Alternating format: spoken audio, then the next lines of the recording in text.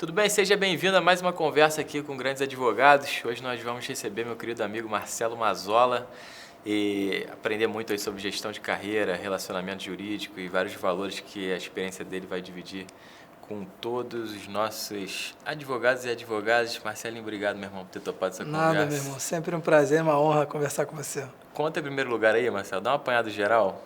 Seus predicados, sei que são muitos, seja breve. Tá? Dá um apanhado geral aí da sua... Eu sei que você já estudou comigo, a gente dividiu mestrado, doutorado, pós-doutorado lá na UERJ.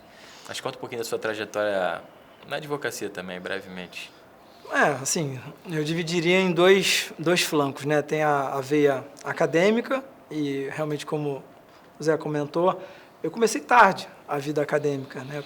Eu já tinha, 36, 37 anos, fiz o mestrado na UERJ, depois emendei no doutorado também na UERJ e ano passado concluí o pós-doutorado na UERJ também. Acabei fazendo a tríplice coroa lá, né, na UERJ. Então, isso me deu alguma projeção, alguma visibilidade acadêmica que eu nunca poderia imaginar, portas que iriam se abrir, né? E, paralelamente, eu sou advogado, sou sócio de um escritório do maior escritório da América Latina de marcas e patentes, chamado Daniman, e eu estou nesse escritório há exatos 24 anos. Então é uma vida, né? É uma trajetória que eu comecei como estagiário, depois advogado júnior, advogado pleno, advogado sênior, virei sócio, e aí desde então eu comecei a crescer um pouco na sociedade.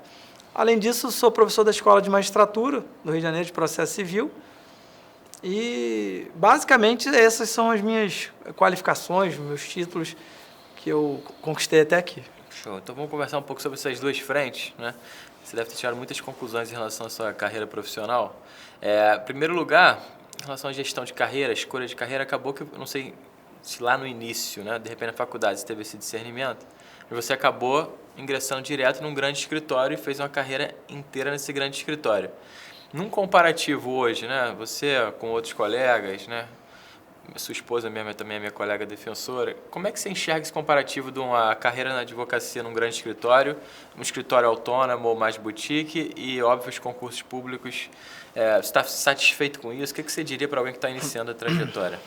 Excelente pergunta, Zé. Eu acho que assim, é difícil, cada pessoa tem um perfil, né? Cada pessoa tem uma história, teve um histórico também de própria educação, de vivência, de experiência familiar. Eu nunca gostei muito de seguir, trilhar caminho da área pública, né, de concurso, e por um motivo. A minha vida sempre gostei um pouco de emoção. Então, a vida privada te permite isso, é viagem para cá, é caso novo, é reunião, cliente diferente e tal. Só que, por outro lado, você falou bem, minha esposa é defensora pública, a minha esposa ama a vida pública, que é algo absolutamente estável. Você tem o teu bom salário no final do mês na tua conta, faça chuva ou faça sol, você não está muito sujeito, né, às intempéries da vida, né, da vida privada.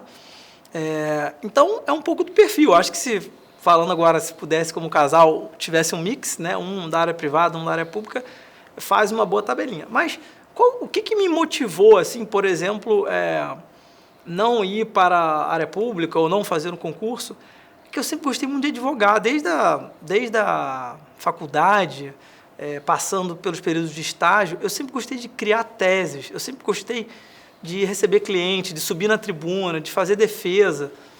Então eu via isso e achava que a minha veia pulsava mais para esse lado, né, da advocacia privada. E me descobri, porque um escritório de advocacia, a gente não pode pensar que qualquer pessoa que vai ingressar agora vai conseguir um escritório de ponta, né? É um caminho. Eu trilhei vários escritórios antes de parar no escritório que hoje eu estou. Nem sempre é fácil. Na minha época, eu acho que você nem pegou isso. Tinha aqueles diários oficiais que eram jornais.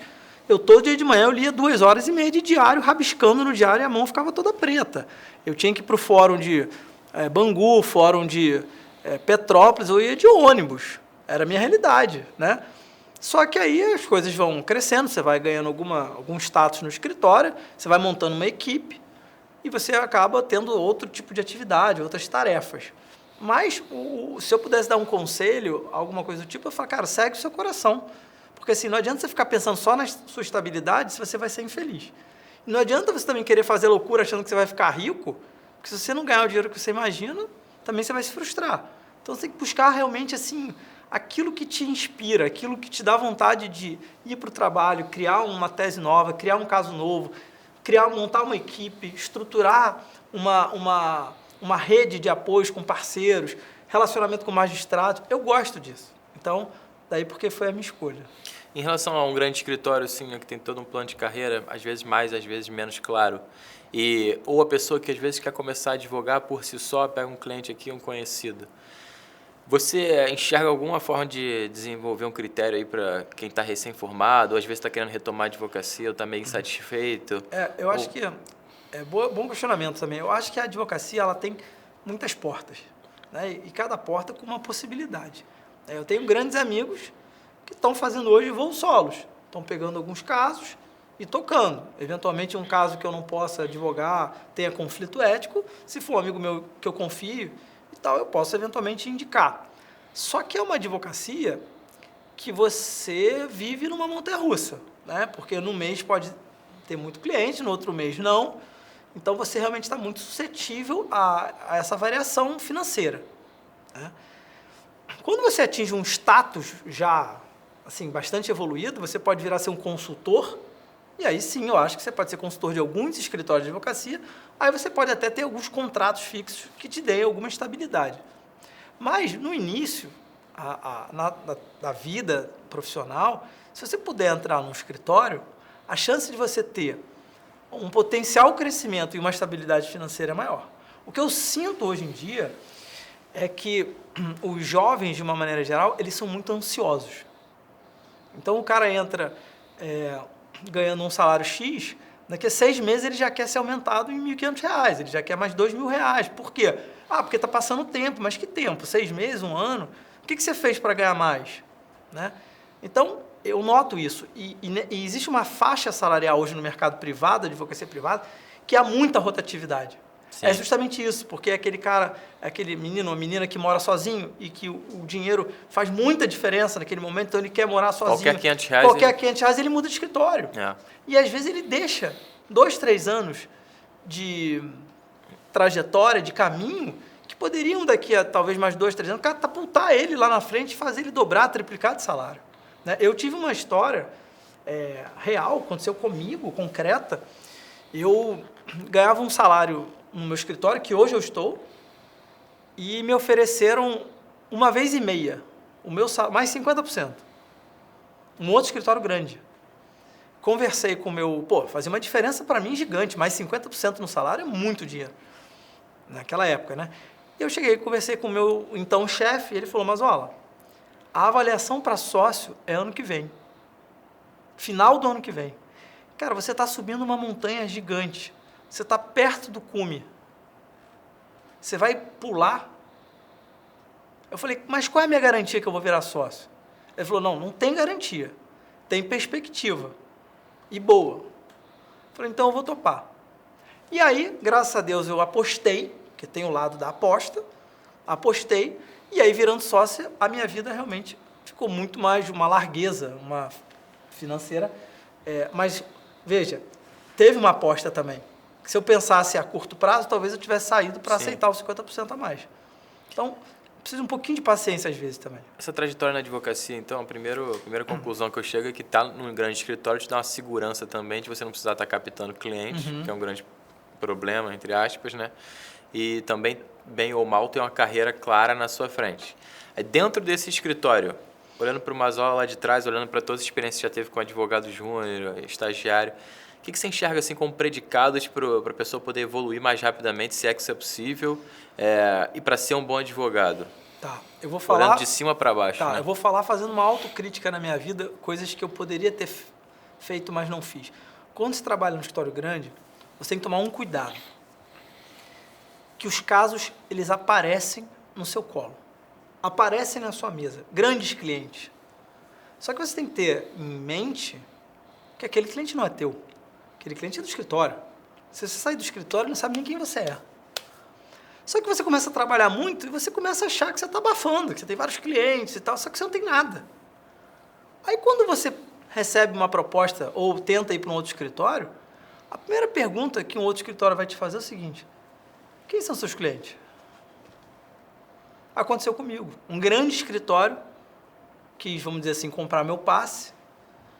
Eu fui para a reunião achando que estava abafando, afinal de contas estavam me procurando, não era eu que estava batendo na porta. E a pessoa vira e fala: quais são seus clientes? Quanto você pode trazer de dinheiro para o escritório no ano? Comecei a fazer conta, falei: não sei, eu não tenho cliente. Eu tenho que ver se alguém viria comigo, mas não são meus. Então, se eu pudesse voltar no tempo, eu ia falar para o novo advogado: comece a cativar e a conquistar pequenos clientes desde o início da sua vida. Cada dia, tente um ato de prospecção. É um e-mail, é um WhatsApp para um amigo do colégio, vê onde que ele está, em qual empresa que ele está, marca um café, marca uma reunião. Cria networking, cria uma rede. Uma hora isso vai ser importante, você ter a tua carteira de cliente, você tem que criar relacionamento. Tá? O que mais que num grande escritório é importante, que hoje eu, como um sócio que tem uma equipe de, sei lá, 15 pessoas, olho, a pessoa curiosa. Eu peço para a pessoa fazer uma coisa, ela vai e entrega. Aí eu pergunto: mas você sabe por que você fez isso? Você teve interesse de saber um pouquinho por trás da discussão? E quando você vê que a pessoa é interessada, ela é curiosa, te dá um conforto de que você está com alguém ali que está verticalizando, alguém que está querendo realmente entender o que ela está fazendo, não está fazendo de um modo mecânico. Então, acho que você ser curioso, você ser organizado. Outra coisa muito importante: boas ideias. Seja boas ideias para um caso concreto, de um processo, seja, por exemplo, para economizar. A gente está aqui num grande estúdio, como é um grande escritório de advocacia, e às vezes um estagiário, um advogado recém-formado pode falar: cara, não sabe o que eu notei? Que a gente está tendo um custo muito alto de papel, porque quando a gente imprime uma folha da frente com a sigla do advogado, e isso não precisa. Uma vez um estagiário falou isso para a gente lá no escritório. A gente tinha 300 impressoras.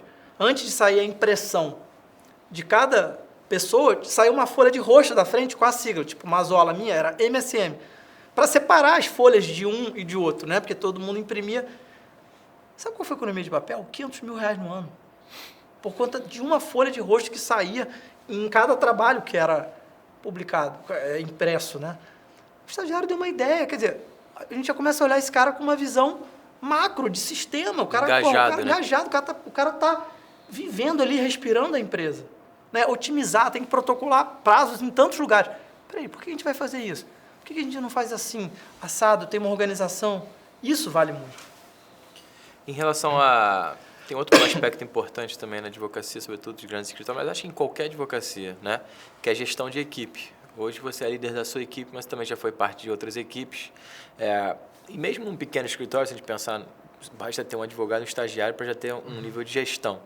O que você tem de dica para isso, para gerir time, para otimizar? E também outro ponto logo aproveitando, para gerir também a rotina, outras funções, os próprios prazos. Uma grande angústia do advogado é isso, de conseguir administrar prazo. Eu costumo dizer o seguinte: não adianta nada você ser um puta advogado, escrever muito bem e perder um prazo. No final do dia o cara vai falar: não, ele perdeu o prazo. Ele não vai falar: ele fez uma petição maravilhosa. Então, a advocacia, num primeiro momento, é uma advocacia de proteção. Eu preciso me organizar e me controlar para cumprir os meus prazos. Como que eu me organizo? Eu criei na minha equipe métodos de controle de prazo, sistemas. Eu criei filtros e camadas redundantes de proteção. Então, você tem uma planilha, depois você tem um sistema de recorte eletrônico, depois você tem um advogado, depois você tem um estagiário, para a gente tentar minimizar a possibilidade de perda de um prazo. Então, esse é um primeiro ponto. Trabalho em equipe, né? Tem que deixar a galera que está trabalhando contigo motivada. Não tem jeito. Seja salarialmente, seja motivacionalmente, porque às vezes você não consegue aumentar na hora que você quer, né? Às vezes é um escritório grande, você depende de outras aprovações, mas você tem que dar feedback, cara, olha, você está indo bem, porra, aqui você deixou a desejar, você quer uma indicação de livro para você ler, para poder você, enfim, se aperfeiçoar, quer ir comigo para um despacho para ver como quer ir para uma audiência, sabe? A pessoa interessada, a pessoa que quer vestir a camisa mesmo. Então, a equipe, você tem que deixar essa equipe fazer reuniões, pegar o que cada um tem de melhor. Uma vez um chefão lá do meu escritório falou para mim o seguinte: Mazola, um time não é feito só um baralho, não é feito só de ás. Se um baralho só tiver ás, não tem jogo. Você tem que ter o 2, você tem que ter o 3, o 4. Cada um tem seu valor. Um cara é bom de fazer acordo, o outro cara é bom de peticionar, o outro é bom de gerenciar, o outro é bom de relacionamento para trazer cliente.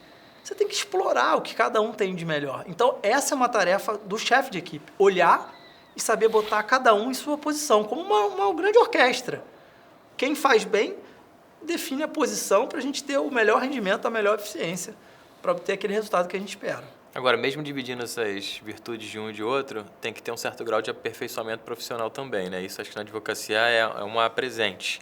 Eu queria te perguntar, como é que você acha que a gente consegue implementar na vida do advogado ativo, né? Uma rotina de estudo? E aí também falar um pouco sobre a vida acadêmica, quando, como e será que é necessário? Assim, não é fácil, né, Zé? A gente viveu um pouco isso, você na vida pública ou na vida privada, que é mesclar o trabalho com a vida acadêmica. A gente pode falar na UERJ, porque o mestrado foram dois anos, o doutorado mais 4 anos, e a gente sabe que era pancada, era um volume absurdo de coisa para ler, com um monte de aula, seminários para apresentar, artigos para escrever, a própria tese, né, para elaborar.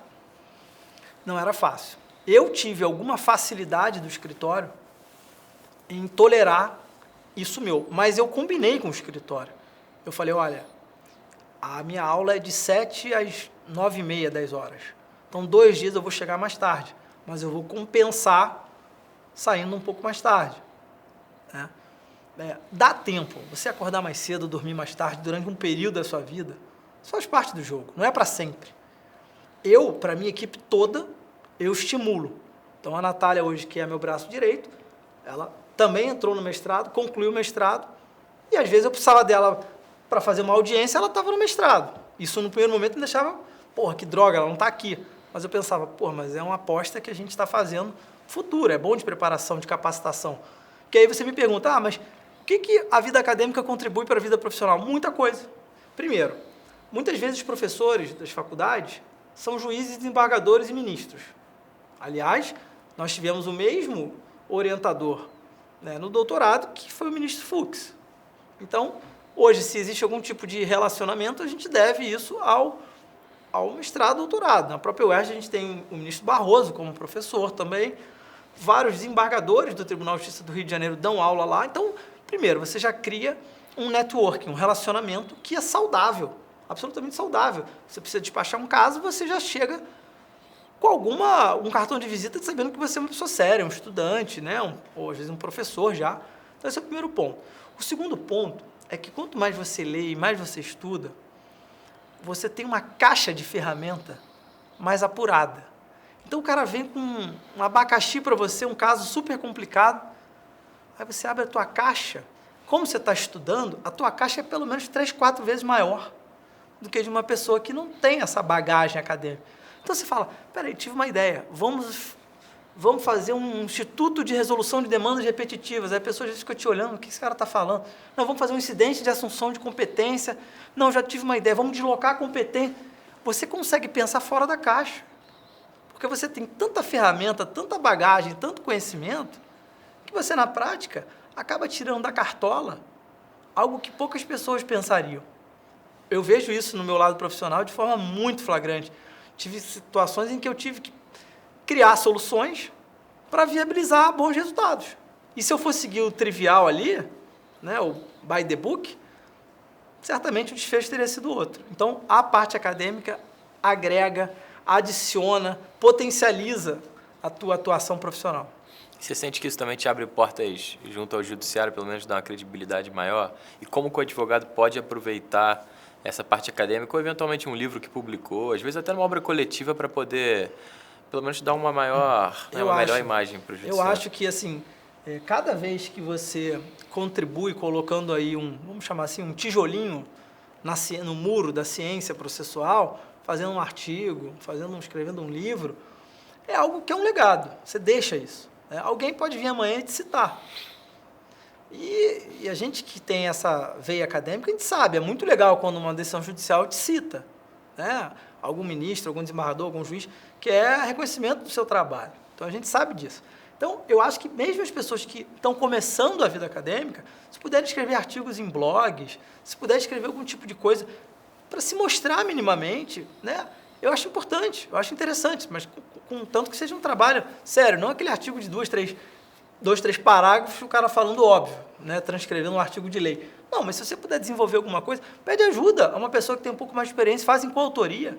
Agora, eu não tenho dúvida nenhuma, que esse caldo acadêmico que a gente consegue depois do mestrado, doutorado, pós-doutorado, abre muitas portas. Sabe por quê? Porque você vai despachar com um desembargador, pô, você tem um cara que tem livros publicados, você é um cara que dá palestra, você é um cara que chama, às vezes, o desembargador para palestrar em eventos seus. Você vai chegar lá e vai mentir para ele? Por causa de um caso, vai contar uma história, você vai se queimar dessa forma? Você já goza de uma presunção de que você está ali falando o que é realmente a verdade, de absoluta boa-fé. Então, acho que você chega com um status de respeitabilidade maior. Não quer dizer que você vai ganhar o caso, mas quer dizer que você vai ser ouvido, aquela sua tese vai ser examinada, ponderada, né? Porque, afinal de contas, é um professor ali que divide com você, às vezes, palcos, divide congressos, seminários, e não faz o menor sentido esse tipo de ruído, desgaste na relação profissional por conta de um processo específico. A vida não é feita assim não se trabalha assim no lado, enfim, que a gente não é cartesiano da coisa. Agora, um outro aspecto importante para o advogado, Marcelo, é o relacionamento, né? Acho que relacionamento é uma ferramenta obrigatória para o advogado, né? Muita gente olha para o relacionamento e já pensa da pior maneira possível, mas a gente sabe que no dia a dia, se eu fosse precisar de um advogado, você também tinha precisar de alguém bem relacionado. Esse relacionamento, eu acho que tem 3 frentes que a gente podia abordar. Primeiro, o relacionamento com o cliente, que eu acho que é algo indiscutível. Depois a gente fala de relacionamento com a magistratura, com outros advogados, mas em relação ao cliente. Primeiro ponto é a captação de cliente, que é uma grande dor. Você mencionou aí que a gente tem que estar com o alerta da captação ligada, mas em matéria de captação, você teria mais alguma dica para dar? Que eu você acho aprendeu? Que, assim, claro, eu acho que talvez um grande aliado nosso, do advogado, na captação, seja o próprio cliente. Eu tenho uma história que, a partir de um caso que eu ganhei para um cliente X, era um cliente que tinha uma confraria de vinhos e, enfim, vários empresários nessa confraria, porque eu ganhei o processo dele. Ele, um belo dia, contou numa mesa que o advogado dele era fera, era muito bom, e eu ganhei mais 5 processos de amigos dele dessa confraria. Eu não fiz nenhum trabalho. Assim, eu não me vendi. Mas a indicação, o boca a boca. Esse é o primeiro ponto. Segundo ponto, muito importante, e isso eu vou falar foi um aprendizado para mim, tá? Uma lição que eu tive do meu chefe à época. Quando você tem um cliente, você tem que entender qual é o business dele, o que ele faz. Porque a maneira de falar com ele vai variar, enfim, depender do que ele sabe, né? Da maneira, qual é a área dele. Vou dar um exemplo concreto. Eu tinha um cliente que era dono de várias lojas de bicicleta. Era um cliente humilde, mas tinha uma condição, porque tinham várias lojas, mas ele, assim, eu digo de escolaridade, ele era um cara, assim, mais humilde nesse ponto. Uma vez eu fui escrever um e-mail para ele, e escrevi assim: prezado Tananã, com relação à reconvenção proposta nos autos da ação tal, em que o juiz analisou a denunciação da lide e não sei o que, o juiz rejeitou a preliminar de inépcia. Aí o meu chefe vira e fala assim: Mazola, você está de sacanagem, né? O cara sabe vender bicicleta. Ele não sabe o que é uma inépcia, ele não sabe o que é uma reconvenção. Você tem que falar com ele de uma maneira que ele entenda. E aí eu escrevi: prezado fulano, nós ganhamos essa parte da ação, nesta outra perdemos, vamos recorrer, darei notícias em breve. Ele falou: é isso que o cliente quer. O cliente quer entender. Então, toda vez que agora eu escrevo alguma coisa, eu analiso. Para quem que eu estou escrevendo? É para um diretor jurídico de uma multinacional? Não, é para um empresário que vende peixe. Então, esse cara tem que falar de uma maneira que ele entenda. Então, isso é importante, sabe por quê? Você personaliza, você customiza a relação com o cliente. Não é feio você falar de forma leiga. Feio é o cliente não entender o que você quer falar. Exatamente. Em relação à gestão do cliente, acho que você já falou, né, nesse ponto. E depois, em modelo de contratação. Isso também, acho que tem muitas opções na advocacia, né? Se contrata na sucumbência, no êxito. Eu queria voltar nesse ponto só da gestão, porque também... Reunião com o cliente, disponibilidade. Muita gente até reclama que o cliente perturba muito. Eu queria voltar nesse ponto, que eu acho importante, que é o seguinte. Cada cliente tem um jeito peculiar. Tem aquele cliente que não quer saber do processo e só aparece quando você avisa ele. Tem um cliente que fica no F5, o processo piscou, ele manda. Doutor, o que houve? Né? Tem cliente que é meio termo. Tem cliente que quer... Sabe aquela piada que você fala? Essa reunião poderia ter sido uma reunião que poderia ter sido um e-mail? Você fica 1h30, o negócio poderia ter sido um e-mail. Parece que o cliente quer te ver, ele precisa te ver de vez em quando, né? Quase que uma terapia. Mas o fato é que assim, você tem que entender. Né? É o cliente que paga o teu salário, né? Os teus honorários. Então, o que eu tento fazer? Eu tento primeiro conhecer o cliente. Qual é a dinâmica desse cliente? O que ele precisa? Tem cliente que quer relatório semanal. Então, é do jogo. Vamos fazer um relatório semanal para atender o cliente. Ok. Tem cliente que não. Tem cliente que quer saber qualquer movimentação do processo. Então, eu já treinei minha equipe dizendo, olha, você é o advogado desse caso, o processo saiu da prateleira 1 para a prateleira 2, você vai ter que informar. E aí você vai ganhando um pouco de confiança e respeitabilidade do cliente, que o cliente está vendo que você realmente está fazendo aquilo para ele.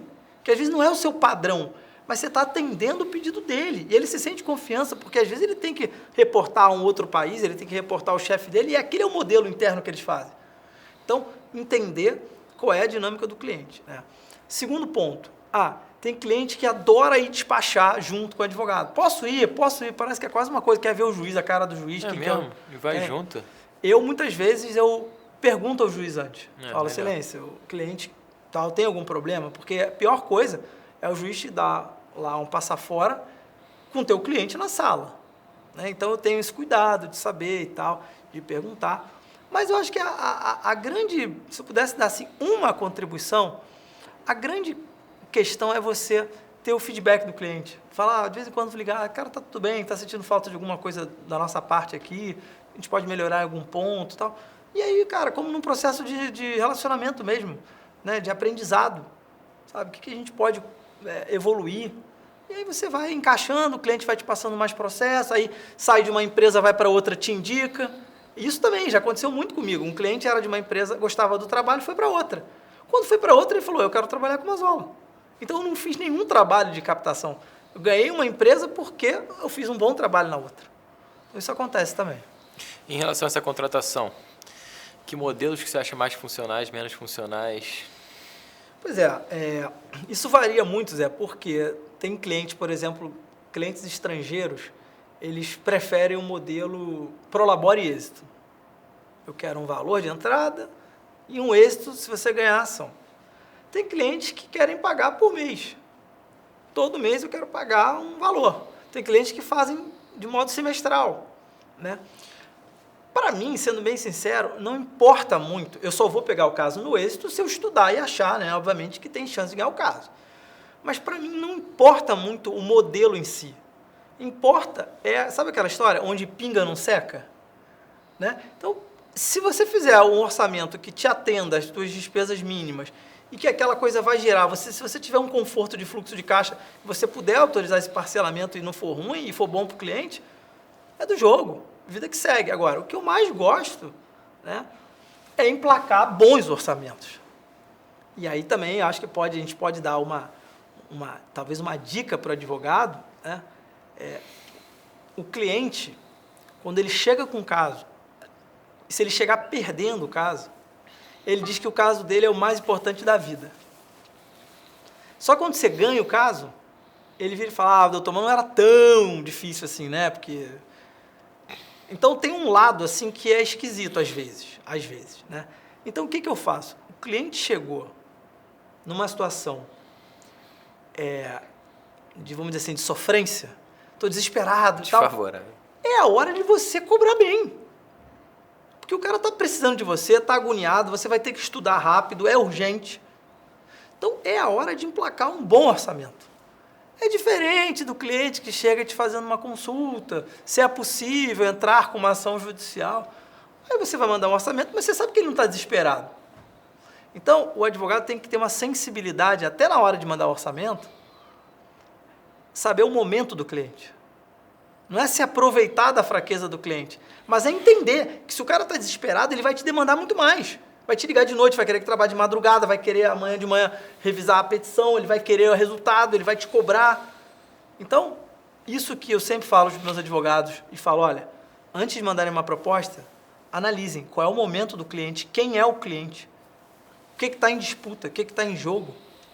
Acho que é importantíssimo para você até conseguir customizar uma boa proposta. E o segundo ponto de relacionamento com a magistratura, né? Não adianta, pelo menos um advogado do contencioso, não adianta ter um ótimo relacionamento com o cliente se não tiver um bom relacionamento resolutivo com o juiz, né? Acho que tem dois focos aqui principal desse contato. Primeiro é o foco do despacho, né? Esse contato do advogado com o cliente. Eu acho que tem muita gente que negligencia aqui. Eu ainda vejo. Em relação a despachar com o juiz. Como, quando... O que você tirou de conclusão em relação a isso? Eu acho que concordo quando você fala que tem esse binômio aí, né? Que, o despacho com o juiz, o relacionamento com o cliente e a magistratura. Eu, particularmente, não gosto de despachar sempre o caso, o mesmo caso, né? Porque você desgasta, você dilui. O juiz não está ali para te ouvir 3, 4, 5 vezes o caso. Então, né? quando que é o momento, certo? O momento por exemplo, antes da sentença. Momento decisivo. Um momento decisivo. Porque aí você consegue, às vezes, fazer um resumo do caso, explicar a situação e é o momento que o juiz vai ter que parar para estudar o processo efetivamente sentenciar. Você sabe, não adianta nada. Uma fase de provas, você querer ir lá discutir já o mérito do caso. Vai ter perícia, vai ter isso, vai ter aquilo, o juiz esqueceu. Né? O juiz tem muita coisa. E outra coisa, no momento do despacho em si, o que eu acho fundamental? Vocês imaginem um juiz, pessoal, que tem 7 mil processos na vara. Quem não advoga acha que o juiz fica sentado de braço cruzado, esperando você chegar para falar com ele, tomando um cafezinho. O cara está no meio de um universo de processo de confusão, aí o advogado chega lá e fala, excelência, eu tenho um caso aqui que o réu... Não, o juiz não vai dar atenção, você tem que ser muito assertivo nos seus primeiros 10, 15 segundos. Excelência, eu tenho um caso grave aqui de pirataria, o réu está infringindo a marca do cliente, isso é um prejuízo milionário, está acontecendo assim, assim, assado, e eu estou pedindo isso, isso, isso.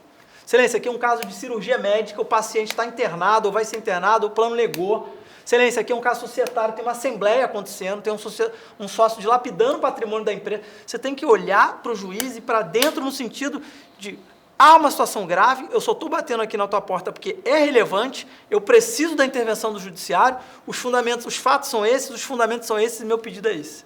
Então você tem que estar preparado, porque aí o juiz fala assim, doutor, mas é uma empresa o quê? Uma sociedade anônima ou uma sociedade limitada? Ele fala, não sei. Aí, cara, você pode ter certeza que esse teu despacho já foi prejudicado. Você tem que estudar o processo e ir preparado, porque pode vir algum tipo de pergunta. O advogado tem que ser um instrumento de facilitação para o juiz. Tem que facilitar a vida dele. Eu falo para a minha equipe isso todo dia. Faça uma petição, imagine que o juiz não conhece o caso, imagine que você estivesse falando com uma criança do ponto de vista assim, de facilitar a discussão e coloque as referências do processo em tudo.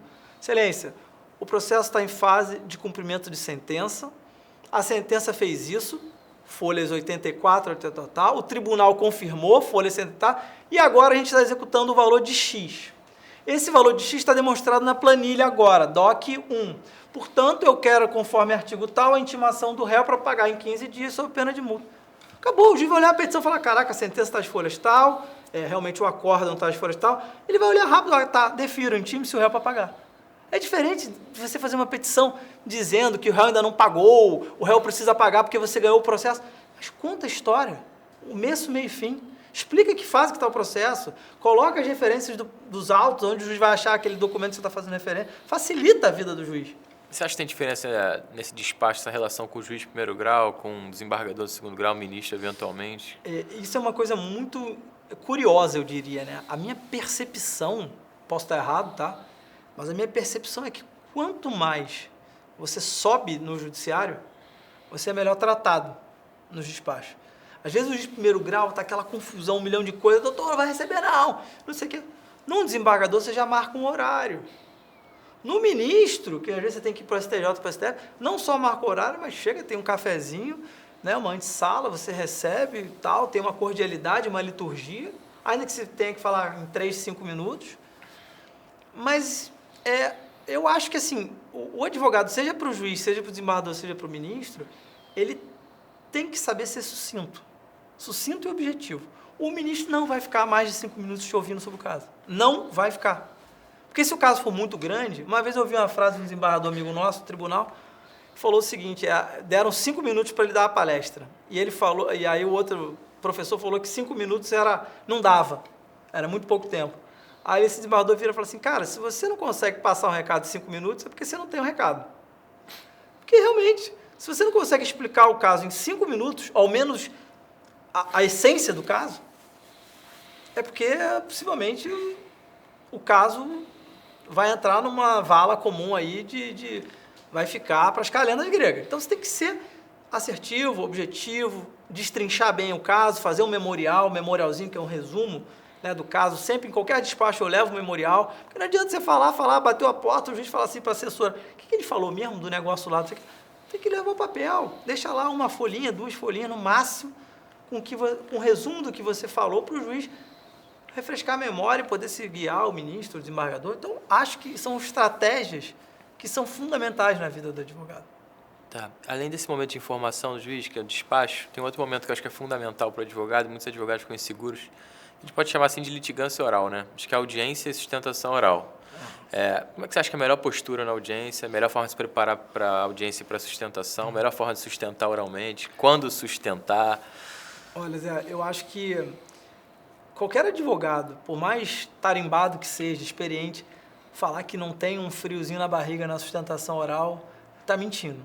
Porque a sustentação oral, para quem começa, pode ser apavorante, né? De ansiedade e tal, mas depois ela vira prazerosa, ainda mais se você tiver conhecimento do caso, se você conhecer o caso e tal. Eu adotei há alguns anos na minha vida uma forma de sustentar, mas isso foi depois de muito treino, né? Eu cheguei à conclusão que os desembargadores e ministros, de um modo geral, prestam mais atenção quando você faz uma defesa oral num tom de uma conversa. Sim. Do que você falar, trata-se de ação sob o procedimento comum, proposta por fulano em face de... Essa hora o desembargador está lá comendo um melão, minha mão, não está nem prestando atenção. Agora, você fala, silêncio, esse caso é um caso muito interessante. O autor estava passeando perto do Barra Shopping, veio um carro, cruzou ele, entrou na coisa... Você olha para a cara do desembargador, está todo mundo te olhando. E aí esse carro entrou, quando ele para o carro, vem um cara e assalta ele. E a discussão é se o shopping tem que ou não tem que pagar o valor do carro que foi roubado dentro do shopping. Então, essa é a discussão do processo. Aí você já prendeu a atenção de todo mundo, né? Você pode contar essa mesma história de um jeito chato. O autor é portador de um veículo tal, marca Honda, na sexta-feira trajetava com seu automóvel pela rua, quando foi abordado no interior do estabelecimento. Cara, o caso é o seguinte... Teve um assalto, aconteceu isso, a discussão é essa. Eu desenvolvi esse método, né? Mas para isso você tem que ler o caso inteiro, treinar muitas vezes. Eu adoro fazer uma coisa no escritório, adoro fazer isso, que eu chamo eu faço uma espécie de um ensaio geral. Eu pego 2 advogados, mando estudar o caso e fazer a defesa pelo outro lado. E pego 2 advogados da minha equipe, faça a defesa que eu iria fazer, vamos dizer assim, pelo nosso cliente. E fico ouvindo. E falo, esse argumento ficou sem defesa. Esse argumento é bom, hein, cara? Aquele argumento é ruim. Aqui ficou esquisito. E aí, disso, eu vou pegando os melhores momentos e vou incorporando no meu roteiro mental que eu desenvolvi. Então, isso é incrível, porque quem está do outro lado quer fazer um bonito para o chefe ver. Então, ele vai, pesquisa, estuda, e ele vai fazer o trabalho que o seu adversário vai fazer. Então, você não é surpreendido com coisas que possam vir e você não ter o que responder na hora. Então, esse trabalho, para casos relevantes, para casos estratégicos, eu acho que é muito legal, é muito interessante. Legal. O último foco de relacionamento que eu queria tratar é relacionamento com os outros advogados, né? E aí eu acho que eu tenho duas frentes. Primeira frente é advogado do caso concreto, da outra parte, né? Quando procurar para um acordo, não procurar, como encarar o outro advogado. E uma segunda frente é advogados que não estão no caso concreto, eventualmente, mas que podem te trazer algum benefício, fazer alguma parceria. Essas frentes acho que são ignoradas por muita gente. É um ponto muito importante, Zé, que você tocou, e eu acho que há, hoje em dia, não sei se a melhor palavra é desconhecimento, mas há uma certa resistência de alguns advogados acharem que o advogado do outro lado é teu adversário. Mas é teu adversário no processo só. Ele não é teu adversário na física. Tem gente que sai de uma sessão de julgamento, não fala com outro cara. Ou uma vez eu estava numa audiência, eu fiz uma proposta de acordo, advogava pelo réu, que a advogada do autor não gostou, me jogou a caneta na mesa, jogou na minha direção. Doutor, essa proposta é absurda. Eu falei, doutora, simplesmente a senhora pode falar que não aceita. Né? Por que eu estou falando isso? Porque eu mesmo tenho essa experiência. Eu tenho processos, em que os advogados do outro lado acabaram sendo parceiros e me indicaram para outros processos, justamente porque viram a tua atuação tão correta, tão diligente, tão zelosa, e falou assim, poxa, queria trabalhar em parceria com ele em outro caso grande, que comporte 2 advogados. Então, o bom relacionamento é fundamental na advocacia, é fundamental o respeito, a cordialidade. Eu tive um caso recente que eu fui sustentar, do outro lado estavam grandes amigos nossos, lá da UERJ, e na sustentação oral de cada um, no início, né, eu fiquei 1 minuto falando bem dele, e ele ficou 1 minuto falando bem de mim. Olha, não tinha mais nada, eu queria saudar o colega tal, dizer que nutro o maior respeito, admiração, carinho, mas, e aí, porrada, no caso dos tal. Uma hora lá o desembargador falou assim, pô, tô vendo que vocês se adoram tanto, não dá pra fazer um acordo, não? Assim, tentamos o acordo, né? Não deu, mas assim, isso não impede que haja o quê? Essa colaboração entre os advogados, colaboração mínima que eu estou dizendo, colaboração mínima, respeito, enfim, a liturgia, né, o cuidado. Amanhã vocês podem ser parceiros.